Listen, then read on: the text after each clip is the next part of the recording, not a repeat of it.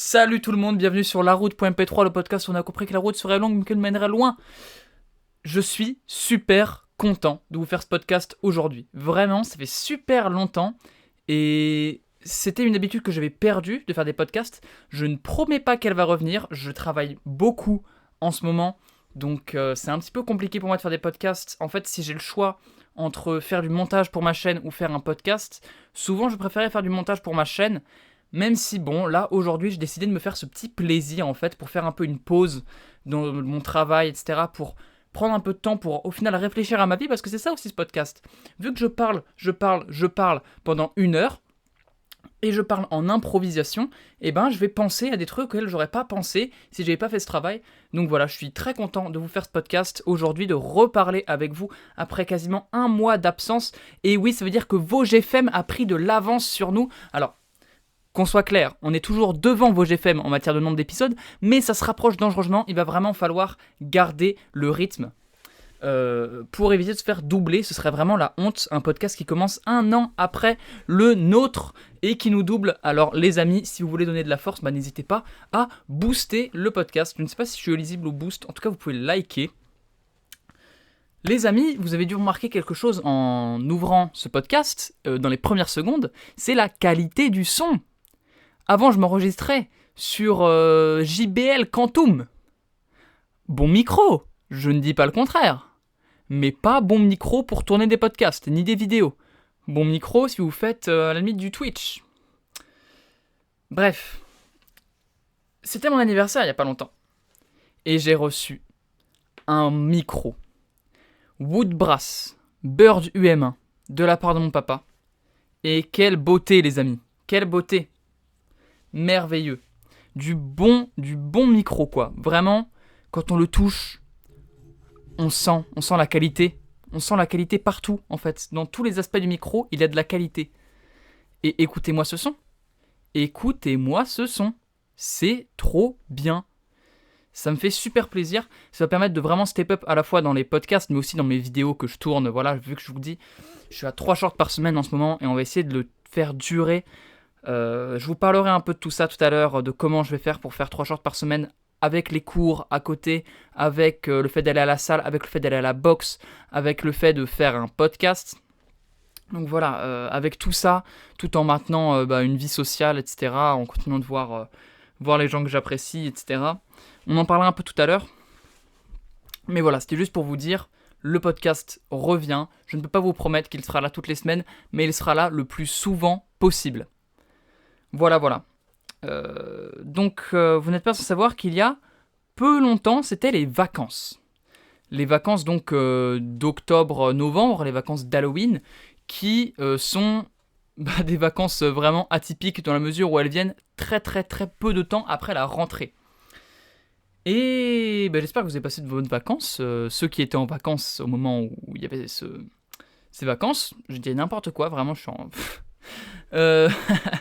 Donc j'aimerais bien vous raconter un petit peu ce que j'ai fait pendant les vacances, et notamment un événement parmi tout ce que j'ai fait, notamment fêter mon anniversaire, voir des amis. J'ai vu par exemple Lancelot avec Nicolas, qui est un ancien ami qu'on connaissait, ouais. Je sais pas si j'en avais parlé en podcast, mais on s'était lancé sur YouTube en même temps en fait. Mais lui, il avait complètement arrêté YouTube. Il a arrêté YouTube il y a très longtemps, je pense plus de 2 ans maintenant. Et en gros, il commençait en s'appelant POC Culture, c'est ça. Faut que j'essaie de me souvenir aussi parce que ça a pas duré très longtemps. Mais voilà, on s'est vu et c'était grave cool. On est allé à la salle tard le soir parce qu'il y a une salle qui est ouverte 24 heures sur 24 dans ma ville. Donc c'était très cool. Expérience très bien. Vraiment, il n'y a personne au moins à la salle. Tu peux vraiment avoir les machines que tu n'as pas d'habitude, c'est-à-dire les bancs qui sont en nombre très limité à la salle, notamment aux heures de pointe, les heures auxquelles je viens du coup. Mais j'aimerais aussi vous parler d'un deuxième événement qui était la venue de Piloum. Et oui les amis, Piloum, depuis le temps que je vous en parle, que ce beau gosse, il est là, il fait ses trucs, il fait ses shorts à 1 million de vues, voilà, il est là. Et ça fait quand même au moins 2 ans, 2 ans et demi qu'on parle avec Piloum.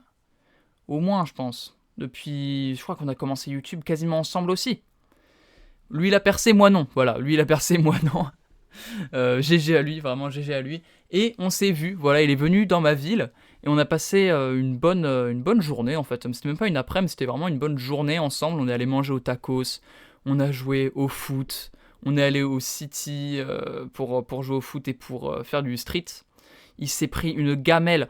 Oh my god, il s'est croûté par terre, mais vraiment, mais un caca. Vous voyez, il a une voix charismatique dans ses vidéos, etc. Une voix un peu grave, etc., un peu suave. En fait, là, ça a cassé tout le personnage. De le voir recouvert de merde. Vraiment, il est tombé sur toute la face latérale de son corps. Il était recouvert de boue. C'était merveilleux, vraiment merveilleux. Merci Piloum. C'était top, on a fait plein de trucs. Donc voilà, c'était un peu les événements de mes vacances. J'ai vu des potes et j'ai vu Piloum pour la première fois. Et c'était une expérience vraiment très cool. Donc je serais content de le revoir un jour ou l'autre. Peut-être pas très bientôt parce que bah, voilà, l'un comme l'autre, c'est compliqué de venir dans sa ville, dans ma ville, etc. Donc peut-être pas très bientôt, mais un jour. Et je serais très content de le refaire. C'était vraiment une expérience cool. Voilà.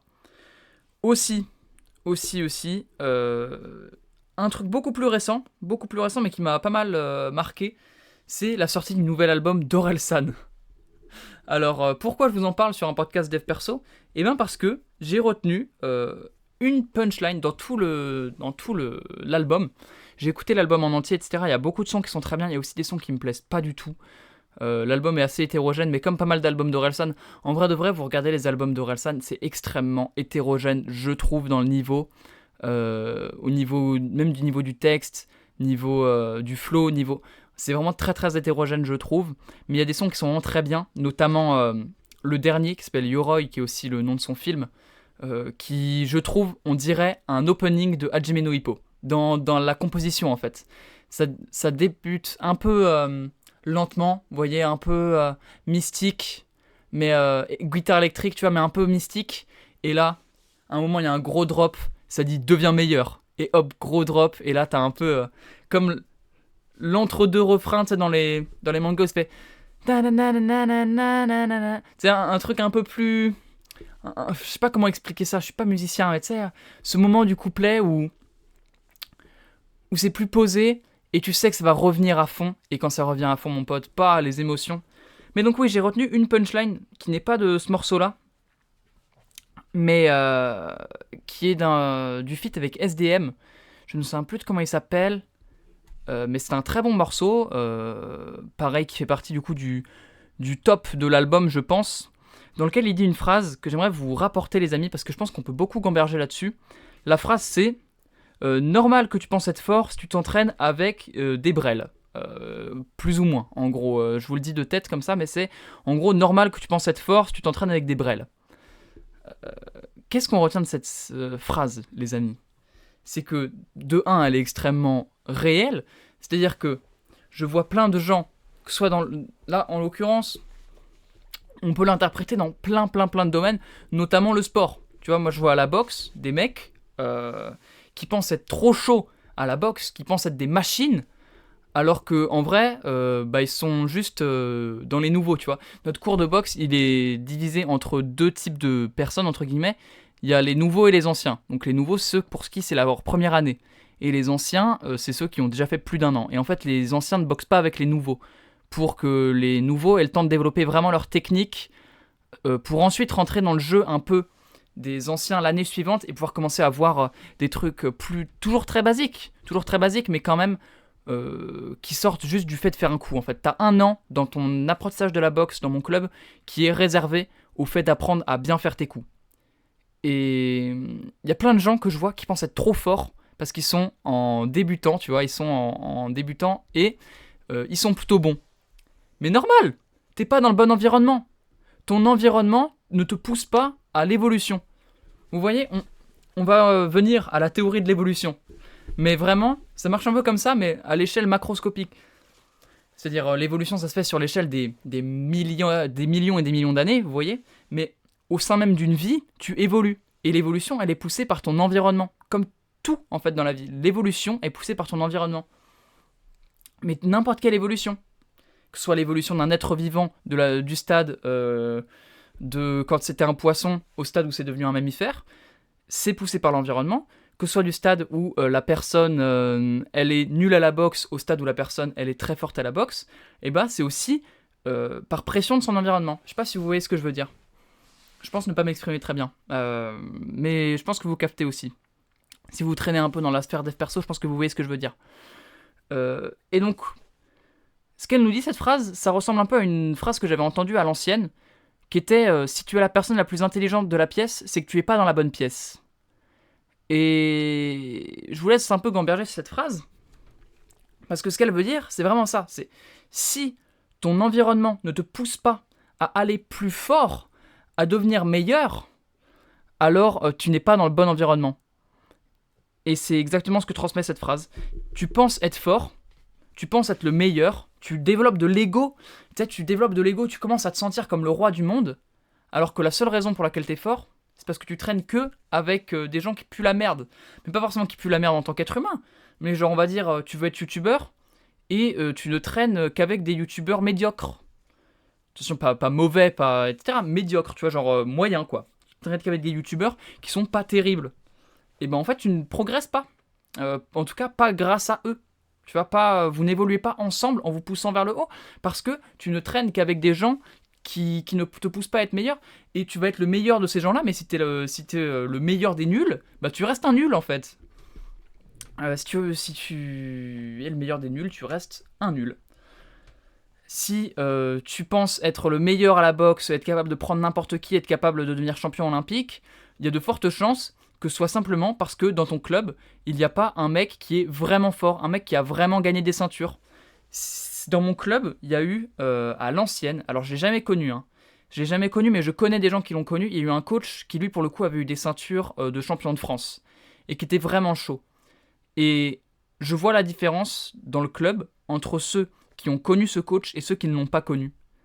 C'est-à-dire, moi je l'ai jamais connu par exemple, mais je vois des gens qui sont arrivés en même temps que moi et qui prennent de fou de l'ego parce qu'ils sont en mode non en vrai les gens dans ce club je les prends tous, ils puent tous la merde, vas-y je les baise. Et t'as ceux qui disent ouais en vrai je suis très chaud et tout, je pense que dans le club je peux les prendre mais je pourrais jamais être pro, tu vois. Alors que des gens qui sont moins forts que les gens qui ont pas d'ego se disent ouais vas-y là j'ai le niveau pour aller faire des compètes, c'est pas normal que je fasse si peu de compètes, que je sois mis sur si peu d'événements. En fait, ces gens-là n'ont pas connu la brute qu'était l'ancien coach et le vrai niveau de professionnel. Et en fait, tu te rends compte de la claque que c'est un mec qui a vraiment, vraiment, vraiment du niveau. Et je vous conseille, quel que soit votre projet, de vous entourer de gens qui ont vraiment, vraiment, vraiment du niveau dans la discipline dans laquelle vous voulez progresser, que ce soit du coup YouTube, que ce soit le jeu vidéo indépendant, que ce soit la boxe, que ce soit la muscu. En fait, tu vas être tenté de développer de l'ego en te pensant super fort, très vite, trop vite, si tu ne traînes qu'avec des gens moyens dans un domaine. Parce que tu vas penser être le meilleur, et tu vas développer de l'ego, et donc l'ego va faire que tu vas stopper les progrès, et en fait tu stopperais les progrès à un niveau où t'es encore moyen. Et la vie va venir te frapper. J'en avais parlé dans ma vidéo sur l'ego, justement, où je disais que l'ego, c'était vraiment comme un ballon de baudruche, quoi. Plus tu le gonfles, et plus le moment où il éclate fort. Et donc ces gens-là vont finir par se prendre une claque de la réalité, et ça va être chaud, quoi. Ça va être chaud. Je ne leur souhaite pas, bien sûr. Évidemment, on ne souhaite jamais aux gens qu'il leur arrive du malheur. Mais on sait très bien que c'est toujours ce qui finit par arriver aux gens qui ont un ego démesuré. En parlant d'ego démesuré, je commence à m'inquiéter pour l'ego de Lohan LV, justement. Il avait toujours dit qu'il avait de l'ego. J'ai conscience moi-même d'avoir de l'ego, évidemment. Ne me faites pas dire ce que j'ai pas dit, j'ai conscience d'avoir un ego énorme moi aussi. Mais my god, Lohan qui à l'ancienne disait vraiment j'ai de l'ego mais je fais tout pour lutter contre. Quand t'écoutes les derniers Vosges FM, il n'y a plus que de l'ego, c'est de l'ego trip. C'est des putains d'épisodes d'ego trip de 1 heure. Non mais voilà, après on peut pas lui en vouloir, et je ne lui souhaite pas de se prendre une claque de la vie, tu vois. Mais je pense que ça arrivera parce que ça arrive inévitablement aux gens qui ont de l'ego. À moins qu'ils s'en rendent compte avant et qu'ils changent leur pas, qu'ils corrigent le tir, etc. Bien évidemment. Voilà, donc ça c'était pour l'album d'Orelsan, qui était plutôt pas mal, La fuite en avant, bon. Ça donne envie d'aller voir son film Yoroi, je suis pas encore allé le voir, je vais peut-être aller le voir plus tard, sinon je le regarderai sur un site illégal. Donc voilà, j'aimerais vous parler aussi du drama de SK. Alors, non, je vais pas parler du drama Elidia Fugu, évidemment, parce que peu importe pour qui je prendrais position, je me ferais tuer. Voilà, je me ferais tuer. S'il fallait que je lâche une take, c'est... j'ai pas encore vu la version d'Elidia. Voilà, j'ai pas encore vu la version d'Elidia. Je sais qu'elle est sortie il y a très peu longtemps. J'ai pas encore pris le temps de la regarder. J'aime beaucoup la take de Kellyan, en fait, sur ce truc. La take de Kellyan qui est... en fait, c'est deux connards, tu vois. Il n'y a jamais vraiment de personnes bien, 100% méchantes dans une histoire comme ça de couple. C'est surtout deux personnes qui ne vont pas ensemble et deux personnes qui agissent comme des idiots, tu vois, et deux personnes qui ne savent pas gérer leurs émotions ni leurs conflits et qui finissent tous les deux par se faire du mal mutuellement. Et dans ce cas-là, en fait, les deux sont à la fois victimes et coupables. Après, c'est à la justice de trancher entre eux, pour voir qui est plus victime que l'autre au final. Et si ça se trouve, ce que je dis est pas vrai du tout, et il y a vraiment une personne qui est full méchante et qui a manipulé tout le monde, mais ne comptez pas sur moi pour vous dire laquelle, parce que je n'en sais rien, et que les personnes qui prétendent le savoir ne sont que des charlatans. Voilà. Donc maintenant, le drama d'SK. Celui-là beaucoup plus léger pour le coup, hein, on n'est pas sur de la violence conjugale comme pour le drama de Elidia Fugu. On est sur des dramas de youtubeurs. Et Dieu sait, j'adore les dramas de youtubeurs. Et notamment, j'adore les dramas de youtubeurs gérés à la LOANLV. Alors oui, j'ai commencé le podcast en disant des méchancetés sur LOANLV. Il n'empêche que il avait donné des conseils très très récemment sur sa chaîne YouTube sur comment gérer des dramas. Il a dit à SK qu'il produit sur Archiprod, tu vas faire ma méthode, et ça marche tellement bien. Les amis, ça marche tellement bien. C'était techniquement une vidéo de défense. Enfin, en fait, pour revenir... Attendez, je vais revenir au début. Non, je vais revenir au début, parce que là, je me suis trop emballé. Au début, on a SK qui fait plein de reacts, 5 reacts, donc sur une chaîne de react, ce qui n'est pas énorme non plus, à des vidéos du youtubeur Carmine, qui est donc un youtubeur react lui aussi. Donc il en fait 5, mais pas 5 d'affilée, tu vois, 5 avec quelques périodes entre les deux. Et Carmine, qui est dans le game depuis très très très longtemps, qui est un vieux de YouTube, etc., a pas du tout aimé qu'on fasse des vidéos sur lui. Ce qui n'a pas de sens selon moi, puisque c'est lui-même un YouTuber qui vit du fait de faire des vidéos sur les gens. Je ne vais pas rentrer dans un débat de fond là-dessus. Ça continue, etc. Donc il fait un peu un react aux vidéos d'SK, où il fait que de le tailler et un peu de se foutre de sa gueule. Et là, le drama commence à prendre de l'ampleur. C'est-à-dire que ça vient à SK en entend parler, donc SK réagit à la vidéo, enfin tu vois, ça fait réaction sur la chaîne de live de SK et sur la chaîne de live de Carmine. Donc pour l'instant, c'est un peu un... Vous voyez, quand les youtubeurs ont des chaînes secondaires et que le drama a lieu entre leurs deux chaînes secondaires, on peut vraiment parler d'un petit drama. Ok ? Quand le drama vient à se mettre sur leur chaîne principale, là, on rentre dans le absolute cinéma et on lève les mains. Et là, on a pu lever les mains quand SK a sorti, après 2 mois d'absence, 2 mois après le début du drama, une vidéo de react au drama. Et c'est une vidéo de défense, les amis, qui a le goût d'une vidéo d'attaque. Et c'est merveilleux. C'est-à-dire que là, en fait, c'est vraiment la méthode Sylvain. Vous voyez là, Sylvain dans le drama Pierre, etc., Pierre et Sylvain, de la chaîne, comment il s'appelait déjà j'ai Bill Bokeh dans la tête, mais c'est pas du tout ça. C'est pas Bill Bokeh. Bref, donc vous voyez très bien de qui je veux parler. Eux, vraiment, c'est la même méthode. C'est-à-dire, en fait, il ne faut pas faire une vidéo d'excuses s'il y a eu un drama. Il ne faut pas faire une vidéo de non, mais on s'est pardonné, etc. Non. C'est un clash. Les gens sur YouTube pour du divertissement. Ils sont venus pour s'amuser. Alors, ils prendront le parti de la personne la plus amusante. Tout simplement. c'est pas... Je dis pas que c'est une bonne chose, hein. Je dis pas que c'est bien que les gens prennent seulement le parti des gens les plus drôles. Je dis que c'est comme ça que ça marche sur YouTube.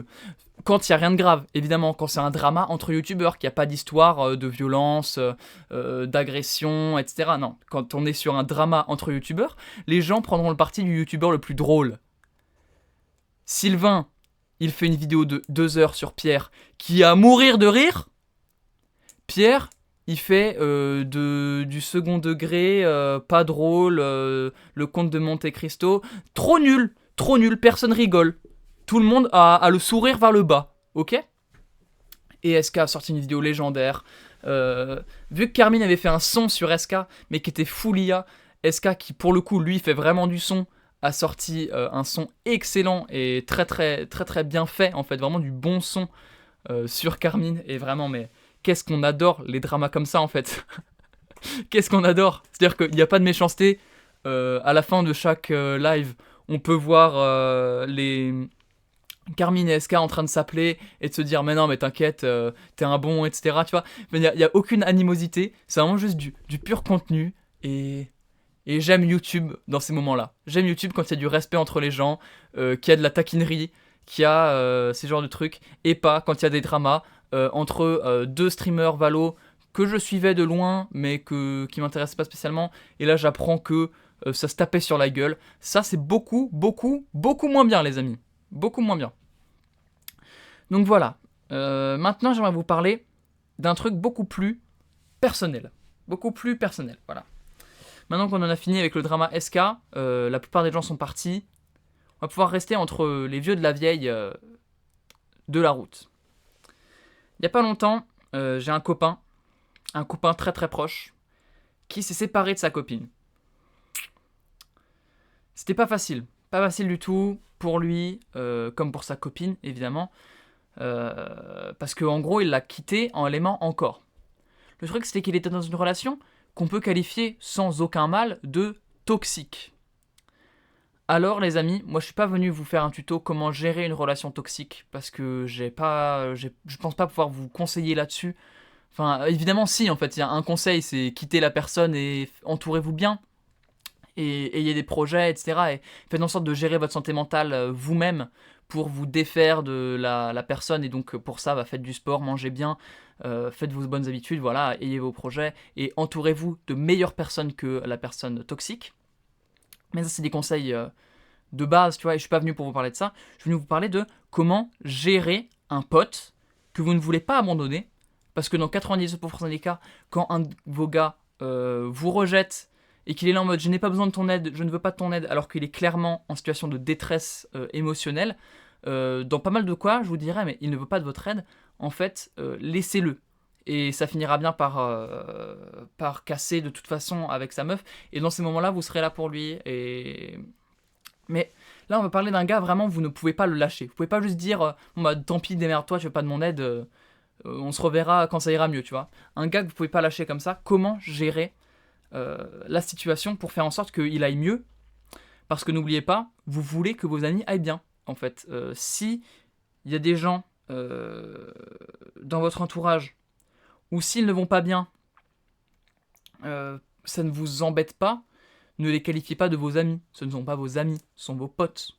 Mais vos amis proches, vous ne pouvez pas vivre votre vie tranquillement en sachant que la personne souffre, en fait. Sinon, c'est pas votre ami, tout simplement. Et vous n'êtes pas un bon pote pour cette personne. Donc,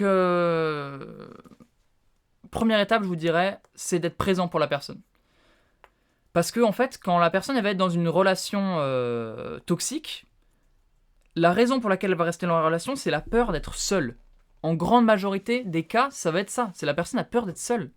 La personne, elle se dit, mais en fait, si je la quitte, même si elle me fait du mal, eh ben, je vais me sentir tellement vide, et puis j'aurai rien à faire, et j'aurai personne à qui parler, et je me retrouverai dans la solitude. Et les gens ont peur de la solitude. Et c'est la raison pour laquelle ils restent dans les relations toxiques. Alors ce que je vous dirais, c'est de passer du temps de qualité avec vos potes qui sont dans des relations toxiques, et d'essayer de les sortir de la relation en leur montrant qu'ils ne seront jamais seuls. Peu importe ce qu'ils font, peu importe ce qu'ils sont, ils ne seront jamais seuls. C'est important de leur montrer ça, vraiment. Après, il peut aussi y avoir la meuf du gars qui fait en sorte qu'il puisse pas voir ses potes. Bon, ça devient compliqué à gérer d'un coup, mais il existe toujours des solutions. Vous pouvez toujours lui envoyer un message, lui dire que vous serez là pour lui. C'est ultra important en fait. C'est vraiment la partie la plus importante de tout ça. C'est être capable de lui montrer qu'il sera jamais seul. Ensuite, va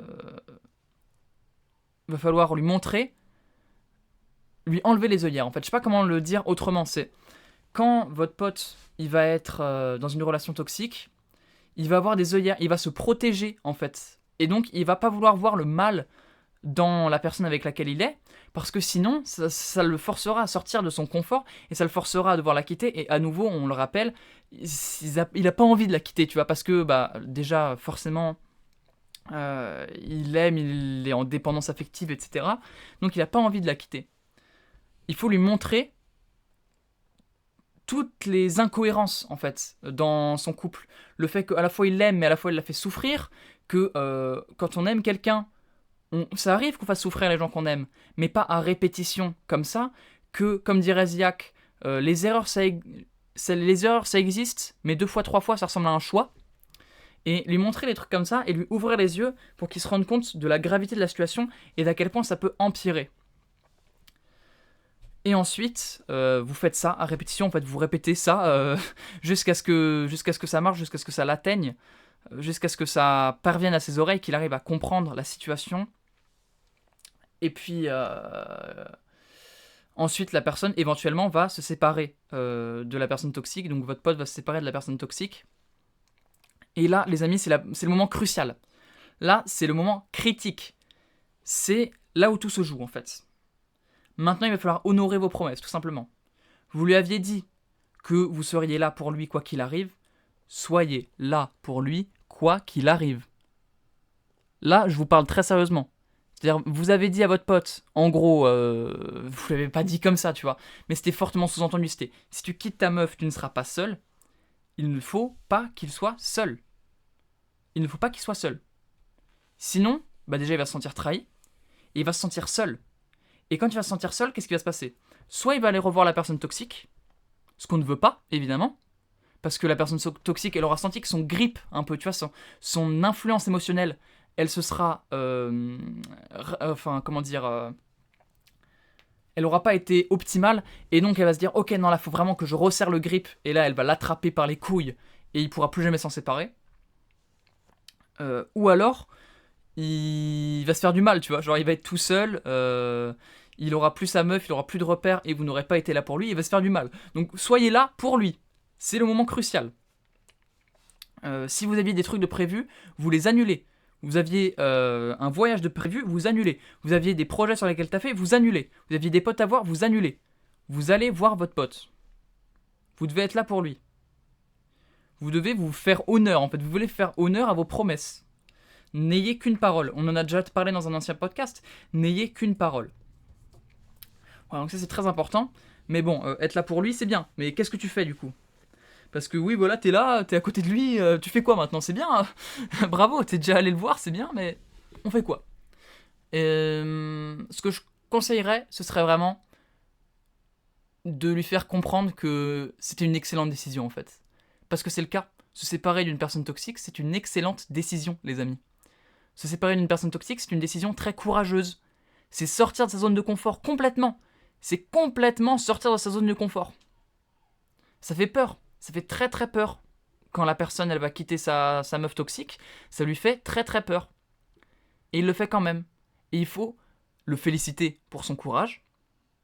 Il faut lui montrer que c'était la bonne décision. Et il faut être drôle en fait. Montrez-lui que la vie c'est pas de la merde. Et soyez drôle et faites-le rire et faites des activités. Et allez l'inviter au resto, tu vois, ou je sais pas, allez, sortez. Montre-lui que en fait il a fait une bonne décision et maintenant la vie va pouvoir être vraiment cool. Montrez-lui, ok, c'était de la merde avant la vie parce que tu souffrais à cause de ta relation, etc. Maintenant tout va mieux, regarde, on sort, etc. On va faire des conneries, la vie est trop bien. Insistez sur tous les avantages du célibat pour qu'en fait ils se sentent pas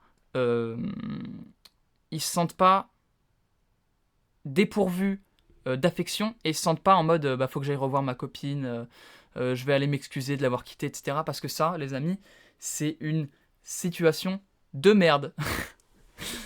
Donc voilà, c'était mes conseils en fait sur comment gérer votre pote, votre meilleur pote qui a une meuf toxique et faire en sorte de l'aider. Alors évidemment, qu'on soit bien d'accord, hein, vous ne pouvez pas sauver votre pote s'il n'a pas envie d'être aidé, en fait, tout simplement. Vous ne pouvez pas faire le travail à sa place. Si vous voyez qu'il se fait maltraiter par sa meuf, que sa meuf le fait souffrir, mais qu'il ne veut pas que la situation change, vous pourrez essayer très souvent, et je vous conseille de quand même essayer, parce que c'est votre pote que vous tenez à lui, je vous conseille de quand même essayer de lui ouvrir les yeux, mais en fait ça ne marchera que quand il y aura une impulsion de sa part. Vous n'allez pas quitter sa meuf pour lui, en fait. C'est lui qui quittera sa meuf. Donc il va falloir être aussi patient, il va falloir être tolérant, il va falloir comprendre que c'est une personne qui est en souffrance, et prendre tous ces critères-là en compte quand vous serez avec la personne, évidemment. Soyez gentil, en fait, tout simplement. C'est vraiment pas plus dur que ça. Soyez gentil, tolérant. Voilà. Le podcast n'est pas fini. Il me reste encore un truc dont je voudrais vous parler. Enfin, parmi les dizaines d'autres trucs, mais je ne vais pas vous faire... Enfin, en fait, si je dis tous mes thèmes d'un coup en un seul podcast, j'en ferai pas d'autres. Et le prochain, il sortira dans 1 mois, quand j'aurai accumulé plein d'autres sujets. Mais là, j'ai très très très envie de vous parler de Route Victoire. C'est pas du tout ça la musique de Pokémon. Bref. Guettez pas. Route Victoire, les amis, c'est sorti. Ça m'a fait très très plaisir que ce soit sorti. Surtout que c'est sorti un jour après mon anniversaire. Ce qui veut dire que Lancelot, que j'embrasse, auquel je fais moult progéniture, m'a offert du Route Victoire pour mon anniversaire. Merci Lancelot pour les travaux. Putain, mais qu'est-ce que j'aime ce mec. Il m'a offert du Route Victoire, mais je lui dois tout en fait. Je lui dois la vie. Je lui dois la vie à ce connard. Je lui dois tout ce qu'un homme peut devoir à un autre homme. Est-ce que c'est bon ou pas ? Est-ce que c'est bon ? Il m'a offert le pull Victini, le Pokémon de la victoire. Un de mes Pokémon préférés. Déjà, c'est un Pokémon de la 5G et moi, c'est ma génération préférée. Merveilleux, Pokémon de la victoire, Pokémon de l'espoir. Tellement de trucs à dire, le pull va être magnifique. Le truc c'est que j'ai rien à porter avec, parce que j'ai pas beaucoup de jeans larges, etc. Parce qu'en fait je suis très grand, je suis 1m94, donc c'est compliqué pour moi de trouver des jeans larges. Et aujourd'hui les amis, je suis allé en fripe, en magasin d'usine, tout était à 3€, et j'ai trouvé du coup une pépite, un jean assez large et assez long pour moi. Et ça les amis c'est génial. La vie est trop belle et donc je vais avoir quelque chose à porter avec du Route Victoire. Et Route Victoire, je vous en parlerai pas, c'était juste pour vous dire j'ai acheté un pull. Je vous en parle aussi pour le message de Route Victoire en fait. Le message de Route Victoire m'a relancé à fond dans ma chaîne YouTube. Je commençais à me désintéresser, je commençais un peu à pas voir le bout parce qu'il n'y avait pas de résultat, parce que je voyais pas ce qu'il fallait que je fasse pour avancer. Et je commençais à réduire le rythme. Et j'avais pris une grosse pause dans ma chaîne, une grosse pause. Au final, les vidéos sortaient quand même, tu vois. Mais je m'étais complètement détaché de mes vidéos. Et il en sortait peut-être une par semaine, ou en 1 semaine et demie, tu vois. Alors que maintenant, l'objectif, c'est 3 par semaine. Et les amis, c'est parce que Route Victoire, ça m'a... Le message de Route Victoire m'a vraiment touché, en fait. Le message de Route Victoire m'a vraiment atteint. Oui, enfin, ça... Je pense que j'étais vraiment le public cible de Route Victoire. Et c'est vraiment ça en fait. Le message de Route Victoire, c'est quoi ? C'est un projet de youtubeur passionné. Et en fait, je me dis, je suis tellement un gars qui a plein de projets, qui a plein d'objectifs en même temps, que quand je vois Kélian qui fait une vidéo où il dit bah voilà, c'est le plus gros projet de ma vie, et ça sort, et je suis trop content de vous le présenter. En fait, je ne peux que voir un reflet de moi dans quelques années si je n'abandonne pas. Si je n'abandonne pas, un jour, moi aussi, je sortirai une vidéo qui s'appelle « Enfin, point » et dans laquelle je vous dirai « Voilà, c'est le plus grand projet de ma vie » et je vous présenterai une dinguerie. Et pour ça, il ne faut pas abandonner. En fait, c'est vraiment ça que j'ai retenu du drop de roue de victoire, c'est les amis, pour faire de grandes choses, il faut faire du grand travail. C'est-à-dire, là, actuellement, c'est peut-être pas fun de faire ma chaîne YouTube, enfin, pas en tout cas fun à 100% tous les jours, parce que tu vois pas de résultat, t'as l'impression d'avancer à l'aveuglette. Fuck, en fait, si tu persévères, ça va être un truc de fou. Et pour ça, il faut persévérer. Et donc, ça donne beaucoup d'espoir, en fait, pour le futur. Moi, ça me donne vraiment énormément d'espoir pour ce que je veux faire sur YouTube, et je me dis, waouh, c'est vrai que je peux faire des trucs de fou, en fait, grâce à cette chaîne. C'est vrai que cette chaîne, elle peut m'ouvrir tellement de portes, que ce soit l'As de pique, que ce soit la route. On peut faire tellement de trucs de fou, tellement d'expériences de malade, tellement de projets incroyables. Et pour ça, il faut faire the big work, comme dit Hormozy. If you want the big thing, you gotta do the big work. Et maintenant, il faut faire le big work. Et ça a complètement, vraiment, ça a changé beaucoup de choses dans mon esprit. Voilà. Je vous fais ce podcast. J'étais très content de le faire. En ce moment, je suis pas mytho, ça va pas très bien. Il y a quelques trucs qui se passent, etc., qui font que la vie, c'est un peu une grosse soupe à la merde. Mais pour autant, je persévère. Et pour autant, rien ne m'arrêtera. Les amis, la seule personne qui peut stopper votre mentalité de grind, le mec qui se met à être de pile à la fin de son podcast. Non, mais la seule chose qui peut arrêter le fait que vous ayez des projets, c'est vous-même en fait. C'est simple. Selon moi, la recette pour être vraiment heureux, tu vois, c'est le fait d'avoir des projets. C'est le fait d'avoir un objectif vers lequel tu avances. C'est le fait de se dire... Et c'est pour ça que je respecte beaucoup Lancelot, en fait. Parce que lui, sa vie, c'est vraiment ça. Il a des projets et il se donne à fond dedans. Il a une chaîne YouTube en ce moment, il se donne à fond dans sa chaîne YouTube. Et il va all-in dedans. Et c'est son projet. Il fait en sorte que ça marche, il fait en sorte que ça marche, il fait en sorte que ça marche. Et puis, peut-être qu'à un moment, il va se lasser. Et c'est pas grave. Voilà, c'est pas grave. Il sera pas allé au bout, mais il aura vraiment kiffé le chemin. Et il va partir sur un autre projet. Il va se mettre à fond dedans. Et en fait, la vie, c'est ça, les gars. La vie, moi, ma recette pour être heureux, je dis pas que c'est la même recette pour tout le monde. Mais il y a de très fortes chances que ce soit la recette pour vous, tu vois. Je pense que pour 90% des gens, la recette, c'est ça. Hein. C'est un projet. Tu te mets all-in dedans. À fond. All-in, c'est un terme qui vient du poker, c'est tu mets tous tes jetons tu vois, au milieu. C'est vraiment, tu mises tout. C'est quitte ou double. On pourrait traduire ça par quitte ou double. Tu te mets tout corps et âme dans ton projet. Tu te mets à fond. Et il y a deux solutions. Soit tu arrives au bout de ton projet, tu finis ce que tu avais commencé, et dans ce cas-là, tu peux savourer les fruits, mais tu ne t'arrêtes pas, et tu lances un autre projet, et tu es là en mode ok, j'ai fini ça, et ben maintenant je vais faire ça, ça va être trop bien, et pareil, tu vas à fond dedans. Ou soit tu te désintéresses de ton projet, et tu en lances un autre, et tu te mets à fond dans celui-ci en fait, et ça ne s'arrête jamais, ce n'est qu'un cycle, et c'est que des cycles qui se répètent, c'est ok, j'ai ce projet-là, et ben je le décompose en plein de petites étapes, ok, je vais à la première étape, deuxième étape, troisième étape, quatrième étape, la cinquième, non en fait ça me désintéresse, je vais aller vers un autre projet, allez, première étape, deuxième étape, et la vie c'est que ça, et si vous continuez d'avancer en permanence vers un but, même si vous avancez dans des directions différentes à chaque fois. Tu vois, on va dire que la vie c'est plein de chemins, tu vois. Au début tu vas prendre tout droit, tu vas prendre tout droit 3 fois, ensuite tu vas aller à gauche, ensuite tu vas revenir sur tes pas, tu vois. Mais tant que t'es en mouvement, bah ça ira bien, tu vois. Au final il y aura toujours un fond qui ira bien. Il y aura toujours ce socle en fait de mouvement. C'est vraiment le socle de mouvement. J'ai envie qu'on appelle ça comme ça sur ce podcast. J'ai envie que ce soit un peu notre secret de ce podcast. Un peu le truc que la corps commu connaît, le socle de mouvement, qui est cette base de bien-être qui vient du fait d'être en mouvement psychologiquement, tu vois, un peu... comment on dit, pas psychologiquement vraiment, mais spirituellement, c'est d'être un peu en mouvement, d'avoir des projets, d'être actif. Ça fait une base de trucs qui va bien. Et ça fait que même quand des choses horribles t'arrivent, alors je vous parle pas de trucs horribles, hein. Je vous parle pas du fait qu'il y ait votre mère qui meurt, je vous parle pas de, mais je vous parle du fait de d'avoir des fins de relation avec des amis, avec votre copine, etc. Et bah ça ira quand même. Et même si ça sera pas facile et que ce sera douloureux, évidemment, et bah vous aurez quand même ce truc auquel vous rattachez, ce socle, cette base, cette fondation qui est le fait que vous êtes en mouvement, vous avez des projets, vous avez un but, une vision, et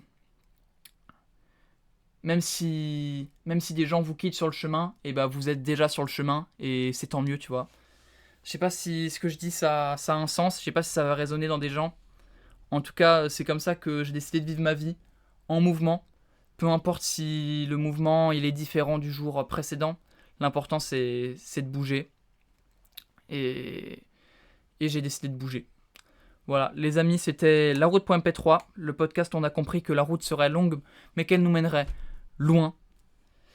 Ça me fait très plaisir de vous parler, et j'espère pouvoir vous parler la semaine prochaine, mais je ne vous promets rien, les amis, parce que voilà, on est en 3 shorts par semaine. Oui, d'ailleurs, 3 shorts par semaine, il fallait que je vous le dise. J'ai embauché un monteur que j'embrasse, voilà, auquel je fais des bisous, qui ne se fait pas payer parce que je le coach à fond. À fond, à fond, à fond. Vraiment, je lui apprends des trucs. C'est vraiment, je suis son putain de coach. J'ai essayé de faire 3 shorts par semaine aussi pour que ce soit équitable avec lui. C'est-à-dire, il monte pas juste mes vidéos gratuitement, il monte mes vidéos gratuitement, mais derrière, il a une base de travail de fou, et il a toujours un truc sur lequel travailler, et en fait, il prend un niveau de zinzin. En ce moment, vraiment, il est 2 fois plus fort à chaque vidéo. Et là, on va bientôt passer. En fait, je lui fais vraiment faire les choses une par une. Je lui apprends une compétence du montage par une compétence du montage. On a commencé par les sous-titres. Très bientôt, il va pouvoir passer au B-roll. Ensuite, il partira sur les SFX. Il va faire chaque partie du montage, une par une, pour les masteriser une par une. Et je pense qu'en 2-3 mois, il sera sur les rails et il sera super, super, super fort, genre dans le top 10% des monteurs. Et je pense qu'on va pouvoir faire ça ensemble, et j'espère que ça va bien se passer. Si vous êtes intéressé pour ce deal d'ailleurs, si vous êtes monteur comme ça et que vous êtes intéressé pour un deal comme ça, sachant que je recrute encore, voilà, je recrute encore pour ce poste. En fait, moi, vu que je paye pas, on va dire que je peux en prendre 2 plutôt qu'un. Ça me demande pas une charge de travail de fou furieux non plus, de coacher 2 personnes plutôt qu'une. Donc je suis capable de vous coacher, même s'il y a déjà une place qui a été prise. Si vous êtes intéressé par ce deal je vous apprends de A à Z le montage pour que vous soyez capable de travailler pour n'importe qui et de travailler pour moi. Une fois que vous êtes bon, je vous paye, évidemment. Mais tant que vous n'êtes pas bon, je vous coach simplement. Si vous êtes intéressé par ce deal pour vous lancer dans le business du montage vidéo, eh ben, mettez un commentaire dans lequel vous me donnez votre Discord ou votre mail ou quoi que ce soit, et je vous contacterai. Les amis, écoutez, c'était La Route.mp3, le podcast. On a compris que la route serait longue, qu'il mènerait loin. Allez voir les playlists, c'est toujours gratuit et safe, et ça sera bientôt mis à jour, je pense. Je vais pas faire de plan sur la comète, mais peut-être qu'on va bientôt mettre à jour les playlists. Donc n'hésitez pas à aller les voir. Ça coûtera pas cher, hein. Enfin ça coûtera toujours 0€ quoi qu'il arrive. Quoique, à moins qu'on fasse vraiment une refonte de fou et qu'on la mette à quelques euros et que ça devienne un peu un achat pour me soutenir. Mais je pense pas qu'on fasse ça. Je pense qu'on va garder les playlists gratuites sur Banzai. Je vous invite à aller les voir. Je vous invite aussi à vous abonner, évidemment. Abonnez-vous pour ne manquer aucun épisode. Les amis, c'était La Route.mp3. Salut.